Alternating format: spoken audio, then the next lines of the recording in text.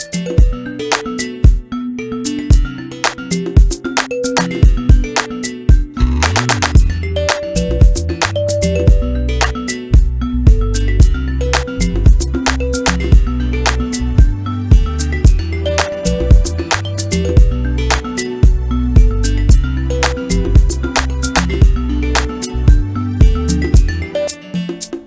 to the session. I'm Lady Bortey, and today I have with me Mr. Jamel Robinson. I am so excited to have Jamal in the studio with me today. I have been wanting to sit and talk with him for a while, and I am so happy to have you here. Yay! Thanks for having me. Oh, always a pleasure. Jamal is a very well-known and established artist here in New York, and Jamal has a beautiful spirit and a beautiful story, and today we're going to talk about what goes on. But before we do that, we're going to do something I like to call the Getting to Know You segment. I'm going to throw some rapid fire questions at you. Right off the top of your head, you're going to answer the first thing that enters your head. We're going to ask a few questions, give the audience a chance to get to know you a little bit, and warm you up for them. Whenever you're ready, I'm ready. Ever ready. Here we go. Right. Last book you read? The Bible. Last song you sang? One of my own. Last song you wrote? One of my own. Last meal you ate? I had some cookies. That's always a good meal. But the last delicious meal I had was a Thai Vietnamese mix the other night. What do you dream of? Oh, legacy. What are you most afraid of? That's a good one. I think not finishing things. Rain or snow? I'll take rain, but I'll leave them both. Football or basketball? Basketball. Red or green? Red. Okay. Black or white? White. Okay, and that's the end of rapid fire. I purposely ended with that one. Reason why I said black or white is because, as you notice, Jamal is decked out in all white, and for as long as I've known and encountered this gentleman, he only wears white. Why white? I had a vision over 4 years ago of just wearing white. I always like to have white on occasionally, I think like everybody else. And before my 40th birthday, I had one of those visions, but not where I saw it, where I thought it. And I figured I would try it out. And I've been going with it ever since. It's pretty much the Holy Spirit whispered it to me, and I've been running with it. Well, tell us a little bit more about yourself and your artwork. My name is Jamel Robinson. I'm a multidisciplinary artist. Primarily, I'm a painter, so I work in abstraction. Currently, my practice is evolving to more of assemblage, and I'm using that in order to tell stories. But I'm a poet. I compose. I write songs. I'm also a filmmaker. I just finished a film, and I'm dabbling in some design too. So I really consider myself to be a creative. I'm a creator. I was put here to make, and that's me. And what a wonderful you it is. What inspires you to create? Today, I think at this point in my life, the things that I want to create are beyond me. So I'm thinking about making things that will find themselves in conversations long after I'm gone, so that my nephews, my niece, my godchildren, children in general, so that they see these things and ask questions, so that we can continue conversations that I believe are trying to be wiped out today. but also, one of the driving forces of me continuing to create is so that I can show people in general that dreams can come true if you work at them nonstop, fearlessly. How did you become a creative? More so an artist, a visual artist. So, like I mentioned, I'm a poet, and I've been a poet all my life for as long as I can remember. By the time I got to university, I had a group called 20 Poets and a Mic, and we pretty much would produce, direct, and star in our own plays. So they were all poetry based. So pretty much I was a known poet at that time. When I came back home, same thing occurred in New York. There was the New Eurekan Poets Cafe. There was a lot of poetry going on. And everyone knew that I was a poet. So I have a really good friend of mine who's a curator. And at that time, he wanted me to paint a poem on a canvas and be a part of this group exhibition that he had, which was called, non-coincidentally, White Christmas. And so I painted a portion of a popular poem of mine onto a canvas.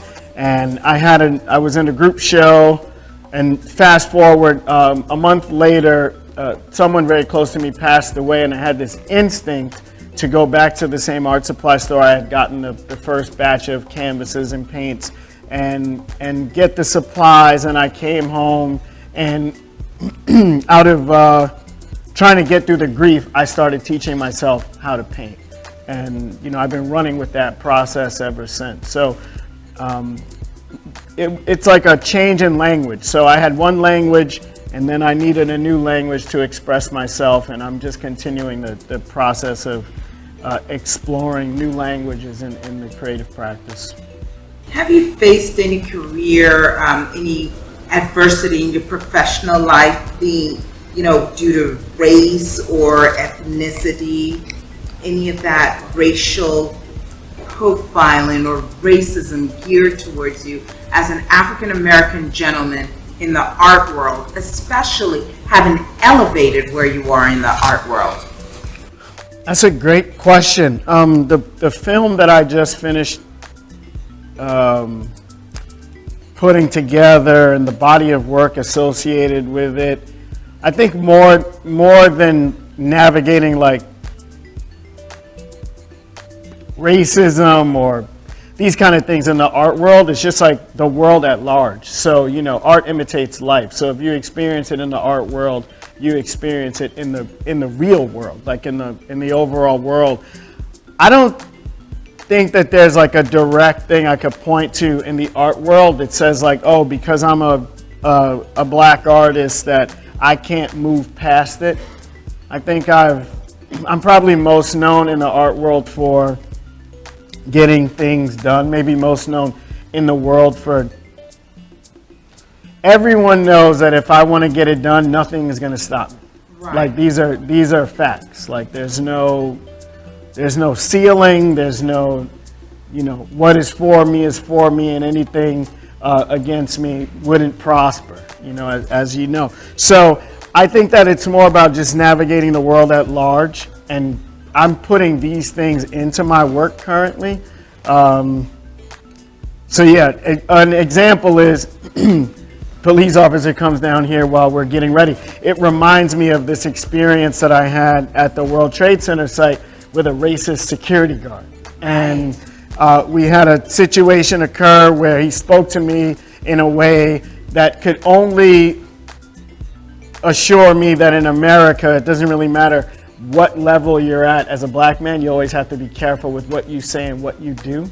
And so rather than saying or doing something that I could regret, I just took that and put it into my work. And that's kind of, I'm trying to take life's lemons and really put it into the work, and to have lemonade that is sustainable throughout time. Do you find that there's bias against you in the art world, being that you are not a traditionally educated artist? You're self-taught. I'm self-taught. I think that there is this, earlier on in my career, that was the advice I always got. It's like you have to be careful because you're not taught. You don't have the same pedigree as artists that are going to school and coming out and having a network. It's more so about network with being taught. It's you have universities backing you, have galleries that are connected to universities. There is a system that occurs where artists are coming out of school and maybe they're going into certain galleries because they have this. Maybe collectors are looking at where an artist went to school, where an artist did all these things before they're purchasing work. But I think that my experience has been, if you're really working at something, you're going to get better at it. And if you're committed to being good at what you're meant to do, then the doors are going to open. There's no way to stop what's for you. Absolutely. Very well said. Because we all have what is specifically for us. I could try to be a visual artist as yourself, and it'll flop because it's not for me. See and do what I'm doing, and it probably wouldn't work because it's not for you. Yeah. Which is well understood. I think that because we live in such a digitally watched world, we have a lot of people, because of social media, thinking that they can do what you can do because there's those people that are out there that are looking for a creative outlet, but they're flushing in the wind. They're creatives, but they don't have an outlet and don't know how to find their outlet. What kind of advice would you give to these people? I would say, if you're watching this and you think you have something in you that you might want to explore, but you can't figure out which thing it is, set aside the time to explore different things.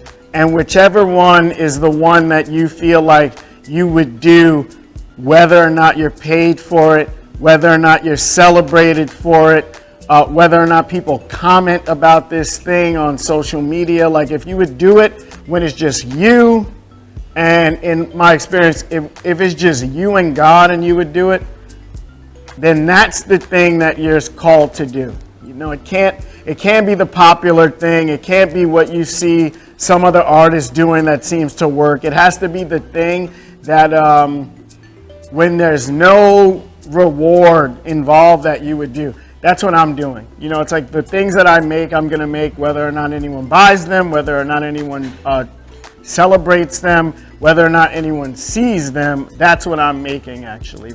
So I would say to do that. And if you really want some advice, it would be to have a daily practice. The only way you're going to get where you're trying to go is if you do things consistently. No one's looking for the person who is working occasionally, and that's on anything. But if you want to be better at something, you have to do it all the time.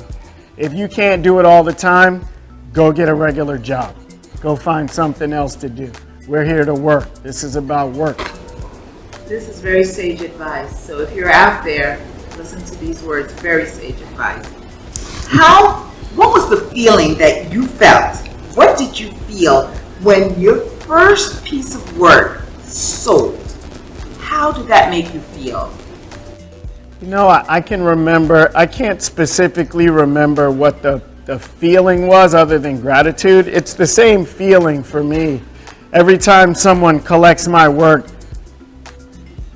I always feel like they're connecting to my heart. It's like I'm making things, and if you see something that you like, or more importantly, that you love, and you want to live with this thing, it's always an honor for me. Doesn't matter how far up the scale I go. It's like every single one of my collectors know that I love them very much because they've actually confirmed what I felt about myself. It's like, so the first time that I sold a piece to someone, it actually was a confirmation that my mind for finance was on point, because I had valuated things according to what I saw my community spending their money on. It was like we were coming out of an era of we're spending money on these designer shoes, so I just priced my work according to what the shoe cost was. And when the response came back positive, especially as it continued, I knew that I had an understanding of value. So it allowed me to put a value on my work, which was in some weird way also putting a value on me, and then just continuing to like follow through with that. But it's just always an honor when someone says, I connect to this thing that you've done, and I want to have it, hopefully, forever. You are well connected spiritually. Your spirituality and your faith seems to be your guiding light. What brought you to that point in life? In about a month, it'll be a 9-year journey of walking with Jesus. And I think before that, actually, I had been addicted to drugs and alcohol for many years. So I spent I like to refer to it as 12 years a slave. And for 13 years now, I've been walking freely. I've been a free man. And along that process, not only was art given to me, but also, I found Christ. And the remarkable thing is that I had already had this life change. So my life went from dark to light. And then when I found Jesus, it went into Technicolor. It's like where I didn't know what I was missing until I found him. And so, it's just been an incredible journey to make work with the intent of pouring the Holy Spirit into it so that people can encounter it. To make work that whether I say his name or not in the conversation, it just lifts him up. And to rely on him when I can't see what's ahead. It's when I don't know where the meals are coming from, when I don't know where the next sale is happening, when I don't know who's going to connect to the work or collect the work. It's just like I've always got him to get me from point A to point B all the time. Such a beautiful thing. Are you finding that sobriety is getting easier as you walk your journey? Or are you finding that you're having times when it feels like you just became sober again? I think that it's a growing thing. The difference between year 1 and year 13, or even day 1 and year 13, is that I'm certain that I never have to go back to that old way of living if I do certain things. And one of those things is like keeping people around me who are also trying to do the same thing. Right. It's like not doing it alone. So I don't really have any questions. Life is going to be difficult. Life is going to be amazing. And in the center, I'm always doing things so that I don't go backwards. You're very intentional about your artwork, and you're very intentional about your sobriety. What is it that makes you feel gratitude beyond what you exhibit through your artwork? I think the thing that I'm most grateful for is that people who have known me before I got sober can see great change. It's like people who were with me when I was at the bottom, struggling and crawling along, have seen me lift myself up. Not on my own, but have seen me be lifted up and then really walk forward and do something. Something that they can say, I'm proud of you. And I think that is one of the great motivators for me. Is that there are children who have never seen me in a bad way, and they are the parents of those children who know that I'm committed to going forward, to being the person that I was truly put on earth to be. Wasn't necessarily an artist. It was just to actually be able to be a man and walk right. What other projects do you have, or do you have a show coming up besides the film project that you have, or is there a current show that my viewers can go check out? So I have a solo show coming up in November in Hudson, New York, and then I have another solo show coming up January back in Chelsea.